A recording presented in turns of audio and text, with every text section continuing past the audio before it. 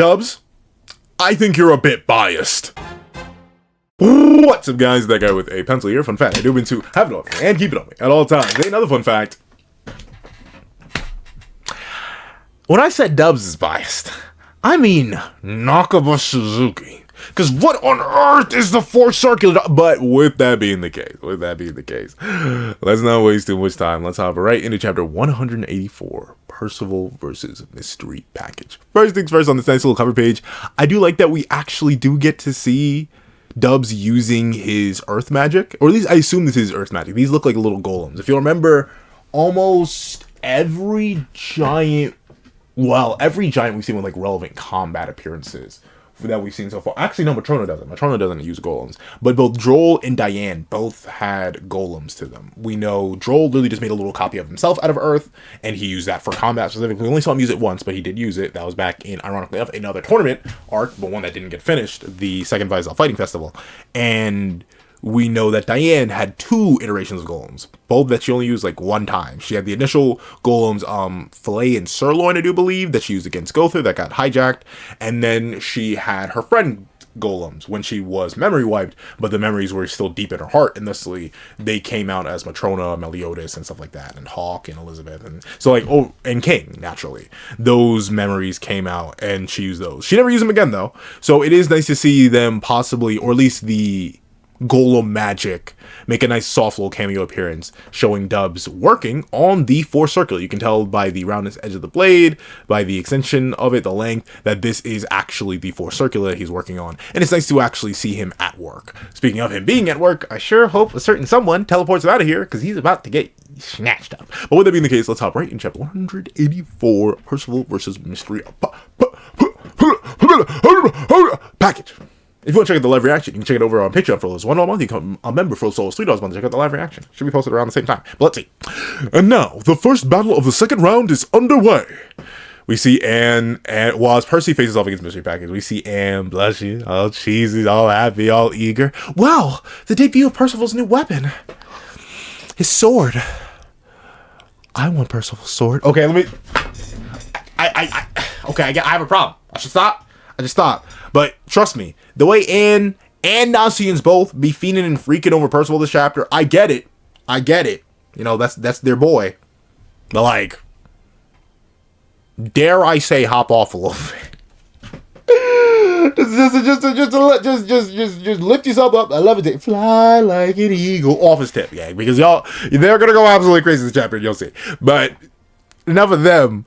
Or not, well, really, enough of Anne. As Donnie says, come on, beat his butt with it. And I only want to believe that Donnie is so specifically and eagerly desperate for Percy to beat the brakes off of Mystery Package, aka Dubs. Because Dubs did Donnie so And like, honestly, Donnie, he's a character who, from the bottom of my heart, I definitely do wonder what Nakaba's long-term plan with him is. Like, is he technically kill fodder for Percy's character development? Yeah. But like, before we get to that, like, what is Donnie gonna do, guy? Like, he is so crept already. Maybe if it was just Percival, if we didn't have Gawain back, I'd be like, well, maybe Tolkien's gonna be wrong. But like, especially looking at, let's say, a treasure he got, he can't even really infuse it with his magic. He's gonna be whack. That's how I feel the same way about Anne and her, like, whatever, like Mirage Rapier or whatever. Like, that's kind of butt too. And considering how good the Fourth Circular is, you can tell that Dubs definitely did have favorites. But like, I'm just trying to think. Anne is guaranteed longevity. Anne is guaranteed longevity because she is Percival's love interest. That's not changing. All the Nurseable shippers out there, I think even they know in their heart of hearts that's not happening. So Anne is guaranteed long-term survival and viability, if solely through the fact that she is main girl. And Nasians is like 50-50 guaranteed survivability. I'm still like 99.999% convinced that Nasian's gonna die. Especially like look at this face right here. Look at it. I want you to look at it. That does not look like the face of a person who, like, these faces do not look like the faces of a person of someone you will intend to spare. They look like the face of a person. That looks like the face of a person intending to cause despair in others. I don't know. Deodora, they're looking quite menacing. So Nasians, their longevity is kind of questionable. The only reason I'm somewhat thinking they'll be fine even after this fight is one, because Percival's right here. So I highly doubt Percival would sit there and just watch Nasians get life drained, for one. And for two, we just gave them the Spirit Sphere. Like we just leveled them up. Gave them a secret. Like that would be I mean, it'd be a crazy twist. And after writing Mael as like the character arc, like Nakaba's not beyond doing insane, crazy twists and absolutely shattering my ankles and expectations. Heck, the way he handled Jericho. Once again, Nakaba's not exactly beyond crazy twists or mania or madness, but like offing Nasians here and now, that feels like a little bit too soon, a little bit too abrupt. Like I want some more godly era lore from the fairy tree that's stuck with their grandbaby. But I don't know. This is looking a little bit devious. Because we see Nasians declare, "You can do it, Percival!" And Deodora's like, "I'm going to give you back shots, Nasians. They're going to be delicious, auspicious. You're going to feel every last inch of my girthy, despairing meat slide in your body. And then as I pull out, I'm going to rip out every last bit of your life and magic. I've had human meat before. It was delicious. Or fairy giant hybrid meat? Sounds tasty." Okay, that got way too freaky. Even that was Nakaba tier freaky. Sorry, my bad. I know I'm reviewing Fortnite, but that was Nakaba tier freaky. But with that being the case, I don't know. And that is one other reason why I'm actually kind of confident Nasians may live longer. While they clearly are weirdly structured, like they're very tiny for a giant, even with the fairy implications. Like clearly, Nasians has siblings that are much bigger than them, but I feel like they also just have a really strong life force. Like just logistically speaking, I feel like they should have like one of the more cracked life forces out there, considering what they are. Like they are a fairy giant hybrid, and so far, I don't think we. And someone correct me if I'm wrong on this. Have we ever even gotten a life limit for either of those species? Like I think maybe we've got one for like the average fairy, but like remember, Gerharde, as far as we know, was still alive.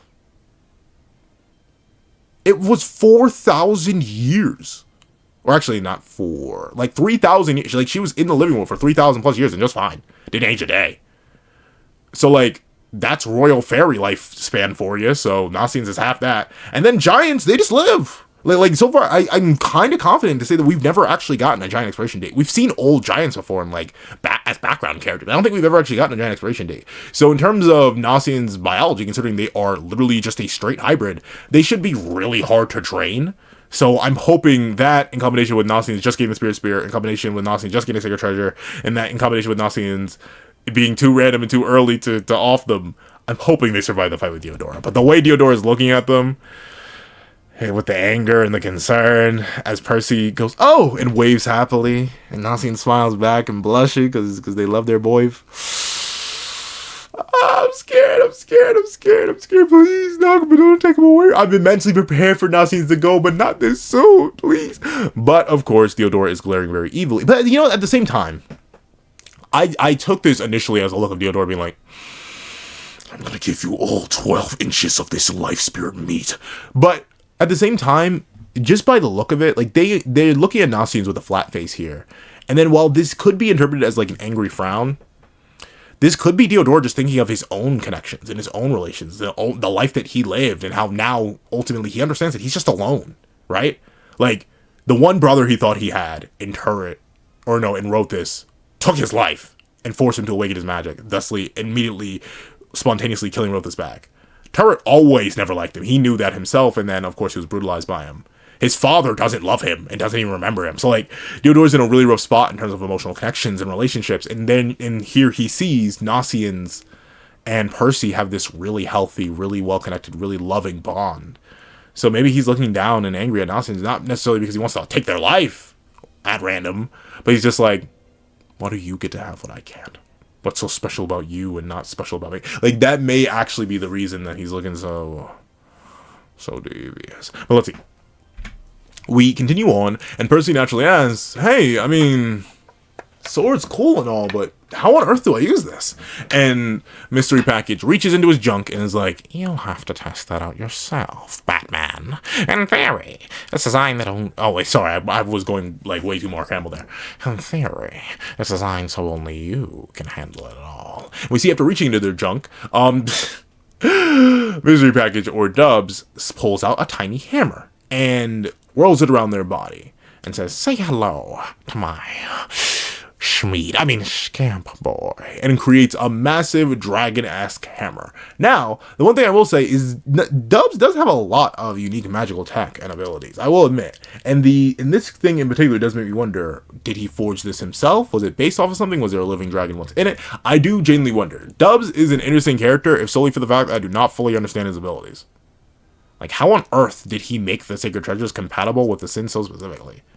The biggest standout to me is always Rita. Like, how on earth did you make that game? Like, obviously he's probably strong enough to lift it because he's a giant. But like, still, I have no idea what provoked you. Were you commissioned by the Kingdom of Leonis or Meliodas or Merlin? Like, what is the lore by that?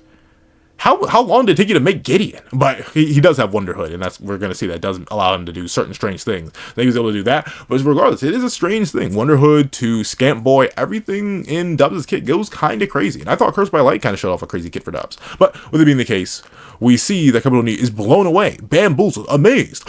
Look at this! Of all the wondrous things, the small hammer Mystery Package took out of his schmeat grew into a giant blunt weapon. The Super Schmeat, if you will. But of course, the reason I'm so worried about Dubs in his role in the narrative and whether or not he did complete all the Sacred Treasures in time and left them somewhere for our cast and crew is because of what Beltreep says here. Now I'm sure of it.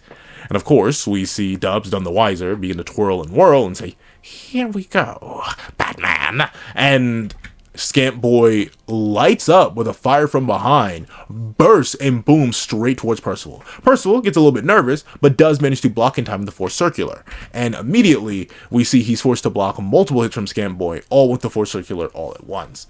And of course, I mentioned it, so you know what's gonna happen. And I get it, you don't like Boris. I get it, you never will like Boris. I get it, Boris is a weirdo, a random, a wackadoodle-doo. I get it. But at the same time, did you have to slap him over Percy's weapon being used as a weapon? Like, yeah, don't, I get it, you're worried. And the Force Circular does look really, really cool. So, I get you're worried about it, but, did you have to hit Boris for it? And you know what the sad thing is? I bet Boris is into it. I bet Boris is like, oh, her fingers, they touch me. And, that doesn't make it okay. I mean, yeah, this is the thing. If you're into being hit, you're into being hit, I guess. But, no. Look at this. Does this, he is, genuinely brutalized the bit here. It almost looks like a tooth got knocked out. But, look at his eyes. They're rolled up in the back of his head. He's like, oh, it feels so good. This is a subtle little Nagama Freak chapter. But with it being the case, we see she says, stop that! You're gonna break his new sword if you keep banging that hunk of metal on it. And it is interesting if this actually is a hunk of metal. It almost looks like stone to me, or even possible, dragon hide. But with it being the case, Percival knocks it away, it swirls back around, right back to Mystery Package's side. And Mystery Package happily declares, well, Batman, it passes the quality inspection. And Percy's shocked to look that his weapon didn't take a single scratch. It's twice as hard as diamond, but it's pliable as well, so it'll never break. Batman. Whoa, not a single nick on it. It's as strong as a lost vein, Meliodas' sacred treasure. Now, don't mind me. I'm going to turn into the filthy, nasty, disgusting, sweaty, and I mean dripping buckets of sweat power scale here. But you mean to tell me Lost Vein's only twice as hard as Diamond? Don't get me wrong, Diamond's really hard. Just like Mystery Package. But Diamond's really, really hard. But only twice as tough? That's all you can really do. Obviously, I know Nagama doesn't think other ramifications of, hey, these characters can, destroy planets at a minimum. Twice as Diamond. That's as durable as it is. So, he doesn't think about that, but, just think of the implication. How strong is Diamond in this universe, then? Because Percy ain't no slouch. Obviously, these attacks aren't like up to the planetary scales of power, presumably. Like Scamp, I don't think Scamp Boy's. I mean, maybe Scamp Boy's holding all season 1, but I don't think it's up to the level of like the god tiers. But like, Lost Vein's only twice as hard as Diamond. It's just as strong. Like, I think of all the insane things Lost Vein has done. Lost Vein is tanked. Lost Vein has reacted to. Lost Vein has been infused with, and it's only twice as hard as Diamond. That blows. I don't know. That blows my mind thinking about that. Like just the sheer idea that it's only twice as hard as Diamond. And I'm not saying Diamond's soft or anything, but it's just like, wow. You could have said 100, and that still wouldn't have been too believable, but it would have been more. But with it being the case, we see that Pelio and Hauser are both blown away by the level of craftsmanship that Dubs is able to do. And Pelio specifically says, "Wow, blocking all that metal didn't damage it at all." And Hauser is sweating as he says, "So that's what a master smith can do. Shocking." But of course, if they're noticing that this is the work a Master Smith can do, the main man who's been running this entire tournament is also capable of noticing what a Master Smith can do. And says, "At long last, Dubs, I have found you." Which means Dubs need to get out of here as quickly as possible. I don't know if y'all remember, but Beltreep can already kind of cut space. Or at least that's what it seems like. Like either it was a good chunk of air pressure, or the man can already cut space. That may be his magic. He may be able to cleave straight through infinity. So, we can't let this man get a sacred treasure ramp. We can't let Ironside get a sacred treasure ramp. We can't let Pelgard, now he's evil, get a sacred treasure ramp. We cannot let Worldane get a sacred treasure. Like, we cannot let any of these 4 evils get sacred treasure ramps. So, Dubs, run. Gawain, teleport him out of it. Like, please someone save Dubs' life. Because they will torture that man until he makes them weapons. And he may fold instantly. Like, who knows? He seems like the kind of guy who would just take a commission no matter what. So, like, please, for love, save that man. Go ahead, I'm begging you. But with it being the case, obviously, Beltreep declares it, but we don't see him again this chapter. As Percy goes, "Wow, this is awesome." But Mercy Package says, "Don't relax yet, Batman. Now we need to test its abilities." And we see Scamp Boy turn, take a deep breath, open up, pop his mouth open, which is why I am wondering, like, is it actually made of metal? Is this like a living dragon that Dubs enforced this way? Like, what is Dubs' innate magic? Is it still just creation? Or, like, does he have a special ability to do all this stuff? Or is he just, like, a mage type on top of being a blacksmith? Like, I don't know. But the fact that he presumably just made this weapon either out of living dragon hide or just straight metal is very, very impressive, as it literally opens its mouth and produces a mass volcanic eruption that fires 1, 2, 3, 4, 5, 6, 7, 8, 9, 10, 11, 12, 13 shots. 13? Did someone say 13? But 13 shots of fire straight out, while already being an autonomous weapon that floats on its own and can attack pretty decently. And we see that Percy does immediately block and swing all of those. He locks in and immediately goes whip, whip, whip, whip, whip, whip, whip, whip, whip, and knocks them all away. And then we see that Percival is looking to strike each ball of fire down. But we also see Beltreep is a terrible host, gang. He did not put a protective barrier or nothing. I'm not sure why I didn't notice this, but yeah, if you're in the Cauldron of Onfwin, make sure you kind of stay safe at the Gladiator Festival, because the fire just goes straight out there and like nearly off some people who just barely dodge out of the way in time. And once again, I'm seeing these musical notes. I feel like Capital Knee does have to be go there, because they say, "In the deflected bits of flame, put the crowd on the run." And people go, "Yo!" and as they run for their very lives to make sure they do not get lit on fire. I don't blame them. I'd have the exact same reaction. But with it being the case, we see that Percy admits, "Wait a minute. This feels kind of weird. The heat the sword took in, it's all gathering at my tip." Okay, there's no way to say at the tip. And suddenly he sees the Force Circular begin to circulate force, and he admits, "Oh, and it's revolving around it?" But while Percival's distracted, obviously Scamp Boy's like, "Ha! You fell for my mix-up," and proceeds to go in, swing in, and be prepared to give Percy the most devious, diabolical, and legendary backshots this side of Mississippi. And as Nassim screams out in worry for their boy, as if Percival could actually take lethal damage from this, we see Percy swing and cleave right through Scamp Boy, but this time with his blade alit with the crimson flames, burning and melting Scamp Boy just like that. So, what on earth? The Force Circular absorbed the magic? Huh, that's kind of crazy. What does that mean? And Mystery Package explains it. As everyone's shocked to see, even Kion is like, "What on earth? Why is this so broken?" And Deodora has no solid reaction, once again, mostly indifferent. Which is interesting. I actually want to see how, if the Force Circular can, like, absorb the Purgatory Portal. Like, is that a thing? Like, can it absorb a rift in space and time caused by magic? I actually do wonder. But with it being the case, Mr. Baggage explains, and there we see one of Force Circular's traits. The magic ring on its tip amplifies the element of an oncoming attack and runs it across the blade. It's called Boost. So, that's crazy. Y'all remember Gideon? Yeah, Gideon. Another sacred treasure. You remember how its ability just allowed Diane to absorb magic, but not really do anything with it? She had to redirect it into the earth, and we know Diane, being an earth-based being, isn't even all that comfortable with that, because it's kind of like whack, you know, using it as the lightning rod to just transfer magic into the earth, which could cause crazy levels of damage. Yeah, that's Diane, you know?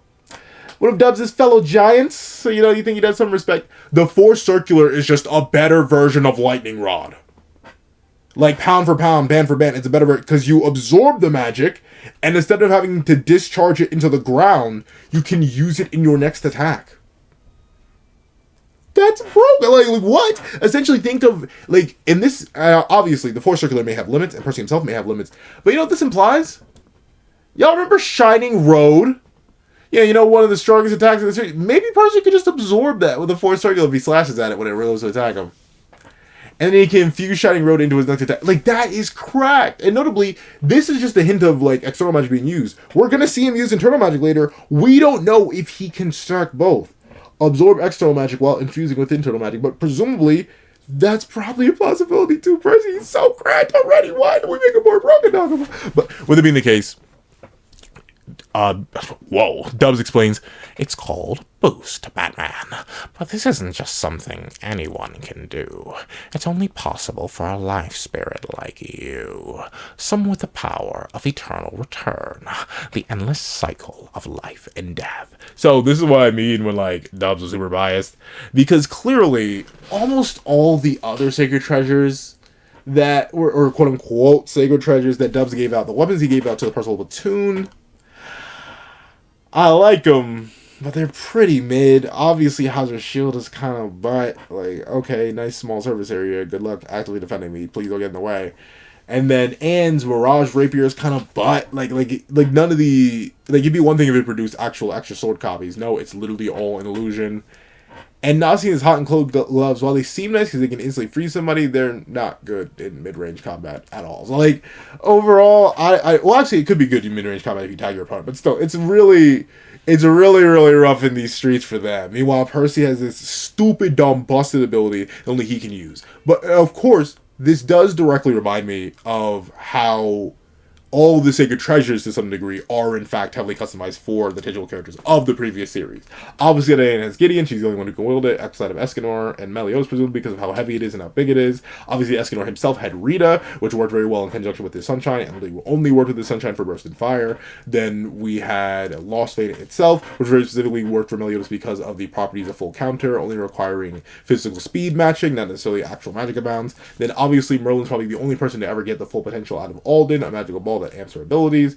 King literally is the only person who could ever use his Spirit Spear because it's his Spirit Spear. Same thing arguably for Gother with the Twin Bow Herald. We don't know if he made that himself or if Dubs literally hard crafted Hard Light, which is entirely possible. And at the same time, we have... Who am I missing? I was episode 7. Who am I missing? I covered Lost Fate, I covered Gideon. Oh, Bond. Bond with Kurchus was something he couldn't even use before his fully awakened potential post-Purgatory. So, like, clearly all the sacred treasures of, like, the titular level characters are definitely made for them in Absolution. And that does make me feel bad for the side characters who basically got, like, the C-tier stuff, the booty stuff. But with it being the case, we see that Percy truly is special in the sense that he's the only one who could wield this. But this does also imply that this blade could get jacked by Diodora, and they're going to be able to wield it if you go with my theory that they are a life spirit experiment gone wrong. But of course, that's literally just a theory at the time. We don't know. But with it being the case, You see the crowd goes absolutely wild, absolutely crazy. Whoa! Percival is a phenom, but so is his sword. And his sword is a menace, but so is Percival himself. And we see everyone tweaking over the fact that he melted that hammer like a stick of butter. And Percy, you know, he's a bit of an entertainer, lighthearted kind of guy. And he's like, wow, I'm really liking this thing. It's so free and easy to use, like it's a part of my own body. And he does do a spinning thing. Something I noticed on the Reddit is someone pointed out that Percy does the spinning thing just like Lance did the spinning thing when he finally got White Deer. Like they both immediately go and start spinning around their new weapon. I like that detail. Percy almost learning from Lance in that sense, but also just, you know, fitting into Percy's more playful personality. But with it being the case, we see that Dubs isn't in fact done with explaining the abilities or showing them off, as he goes to activate Wonder Hood by breaking his neck. But he says, let's continue testing its capabilities then.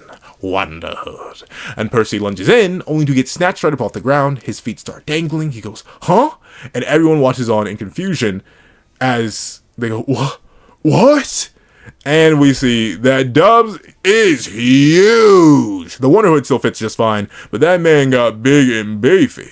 And of course, Hebeloni's like, oh, what is this? A mystery package is now giant-sized. And Percy says, whoa, that hood of yours, it can make your real body really big too, huh?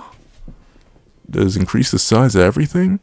Hey, Dubs, are you packing in Schmeat heat right now? But we see that Dubs says, not just my body, especially my meat. But of course he doesn't actually say that, as it just implies that overall his stats have gotten better. Meaning Wonder Hood is kind of like a much more exaggerated variation of the gloves or the glove singular that Kyan wears, and the gloves that Macduff wore that amplified your strength 10 times over. But of course, I don't think Wonder Hood actually makes it 10 times over. Presumably, just as Wonder Hood can make him 3 times smaller and 3 times bigger, it presumably only made him 3 times stronger. So it technically is a downgrade from those gloves, because those gloves are really, really nice, but still, it's a neat ability and could be used interestingly on characters with larger AoE magics, considering they themselves get larger, so presumably their magic output will get larger. Bigger, stronger pool, all that. But with that being the case, when you see Dubs, he ain't playing no games. As he bounces Percival like a ball off the ground, Percy tries to recover, only to get swept away again by a schmack from Dubs. And then we see that Hebeloni notices the tables have turned. Will the giant mystery package overwhelm him? And of course, Anne, once again, freaking and geeking all over her boyf, because, you know, you're not a freaking geek again, whatever, and, you know, obviously he's the main character. I know you don't know that in universe, but, like, there's no way he's gonna lose this. In fact, I don't even think Dubs is really trying to win here. But with it being the case, she yells, don't let him beat you, Percival! And Percy notes, oh, so the flames are already out. Oh, I know. So the Force Circular seems to only allow 1 attack per magical infusion, which is some have decent balancing, kind of like Gideon's lightning rod can only absorb so much before it transfers it all into the ground and the ground explodes.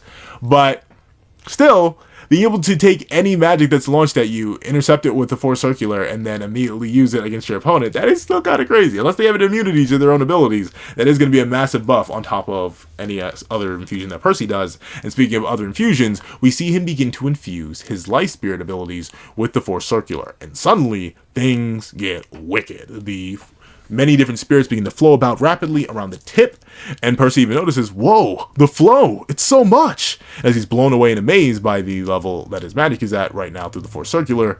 Dubs is like, do you like getting stepped on, Batman?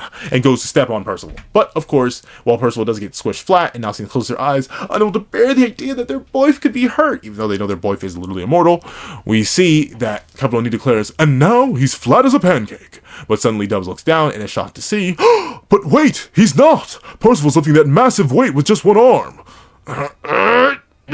He lifts up and throws off everything, launching Dubs away. And we see him surrounded by this amazing sparkling aura as Dubs collapses against the ground with a mighty boom. And we see that everyone's blown away as they go, huh? All that power! And Dubs admits, ouch, you learn fast, huh? And we see Percy admits, here, I thought infusing my life spirit force would just heal anyone I hit with it. But a quick trial and look what it just did. And Dubs reveals that's the second trait of the Force Circular. It amplifies whatever magic force is placed in the blade, then returns it to your body to energize your physical abilities. That is also correct! Meaning not only can Percy just infuse his blade to get, you know, the regular 10 times amp, plus the Sacred Treasure amp, plus the magic amp, or just the magical application, but also he can kind of infinitely loop buff himself. He can pay 50 mana to get a 100% stat buff. That's cracked! That's stupid. That's crazy. And it's just his weapon. He can just do this at any time, whenever he feels like it, by infusing his life spirit abilities. Though it is interesting that Percy thinks hitting someone with life spirits or life spirit force would only injure or only heal his opponent, when we've seen Percy use like his life spirit force to grab and manipulate and attack people before, and we will probably see it again in the future. But still, obviously, he was just a little bit worried because he doesn't know how the sword works, and it's nice to see him so happy and triumphant with the blade. And of course, we see that Percy naturally wins over mystery baggage, but Dubs explains that trait is called potency, and Capital N declares it's all over, and the winner is Percival! As Dubs goes, still, how upsetting. I lost. And I like that. It's a nice... Hold on. Let me hit it for the one time. Yeah! It's a nice, simple, and clean little chapter. We got to meet the Fourth Circular. We got to see how broken it is. We have some nice character interactions. We have Dubs hypothetically about to get kidnapped, going to play save that poor man. And overall, I'm excited to see the other sacred treasures at this point. If the Fourth Circular is already this broken, obviously Percy is our main character, but if it's already this broken, we're seeing this many applications of it, I'm excited to see more applications of it. I'm excited to see Percy possibly infuse it with his magic, and then absorb another magic on top of that, and stack them and or multiply by themselves. I'm excited to see Percy get an actual fight where he needs to use it to its full potential. Overall, a W chapter. If you met all the way to the end of this video, please do me a favor and leave potency boost. Leave potency boost in the comment section down below. And thank you so much for watching. Please remember to leave a like, share, comment, and subscribe. Make sure to hit the notification bell so you don't miss out on any news that come to the channel. Also, you do have a picture down below where you support me for as low as $1. Get them on, and things like exclusive videos, early content, and more. So now become a member of the channel for as low as $3 a month to get the same perks and more. So those perks will include the live reactions, you have the series item to review, ad variations of all my videos, and if you become a $25 Patreon or a $20 member, you can order whatever video you want. Also do a link to my Ko-Fi in the description down below. You can drop 5 minutes for a short video, 20 minutes for a long video, or any views at all. Any support is always greatly appreciated. Now, I'd like to thank you so much for watching once again, and I hope you guys have a wonderful day. This is That Guy with the Pencil, writing off.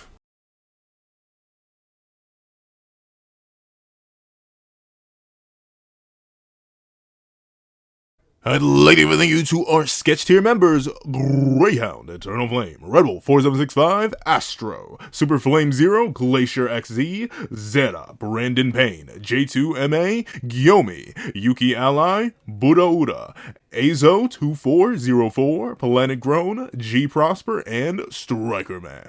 Then I'd like to thank you to our line art tier patrons: Sean, Nirvana Igneal, Midnight Lord 21, Kevin Encarnacion, and A+A. And I'd like to give a big thank you to our Ink tier members: Fine, Austin Wimberly, A Uchiha, Carlo Alimo, and Grim. And I'd like to give a massive thank you to our digital art tier members: J Warrior and AZ Void. Then I'd like to give a genuine thank you to our colored art tier patrons: Joaquin Munoz and Joaquin Munoz. And finally, I gotta give the biggest, juiciest, heftiest, and most meaty, sloppiest thank you to our glorious, ultimate That Guy with a Pencil tier patron, Calvin Elder.